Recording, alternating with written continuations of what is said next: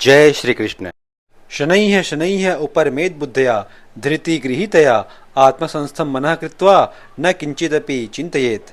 धीरे धीरे क्रमशः पूर्ण विश्वास पूर्वक बुद्धि के द्वारा समाधि में स्थित होना चाहिए और इस प्रकार मन को आत्मा में ही स्थित करना चाहिए तथा अन्य कुछ भी नहीं सोचना चाहिए।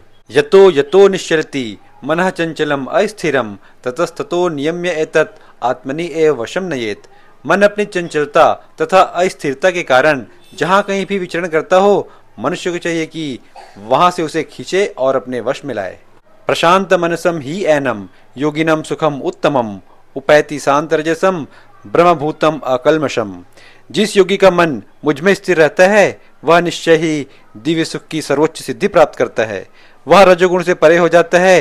वह परमात्मा के साथ अपनी गुणात्मक एकता को समझता है और इस प्रकार अपने समस्त विगत कर्मों के फल से निवृत्त हो जाता है।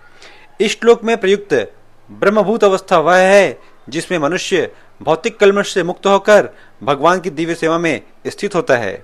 जब तक मनुष्य का मन भगवान के चरण कमलों में स्थिर नहीं हो जाता तब तक कोई ब्रह्म रूप में नहीं रह सकता।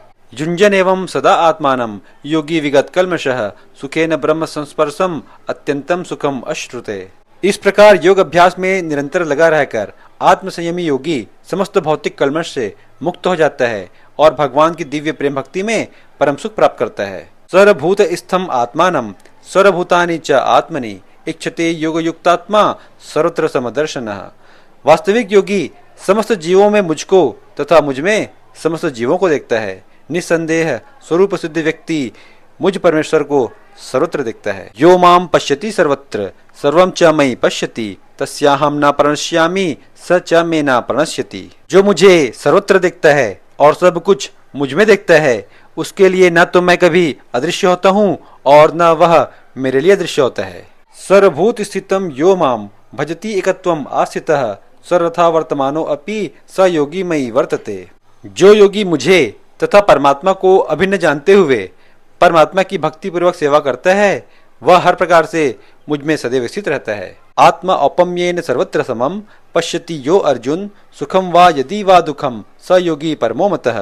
हे अर्जुन, वह पूर्ण योगी है जो अपनी तुलना से समस्त प्राणियों की उनके सुखों तथा दुखों में वास्तविक समानता का दर्शन करता है।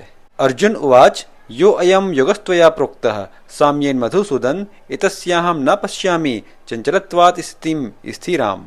अर्जुन ने कहा, हे मधुसूदन, आपने जिस योग पद्धति का संक्षेप में वर्णन किया है वह मेरे लिए अव्यावहारिक तथा असहनीय है क्योंकि मन चंचल तथा अस्थिर है। चंचलम ही मनः कृष्ण प्रमाथि बलवदृढ़ तस्याहं निग्रहं मन्ये वायो इव सुदुष्करम। हे कृष्ण, चूंकि मन चंचल उच्छृंखल हठीला तथा अत्यंत बलवान है अतः मुझे इसे वश में करना वायु को वश में करने से भी अधिक कठिन लगता है।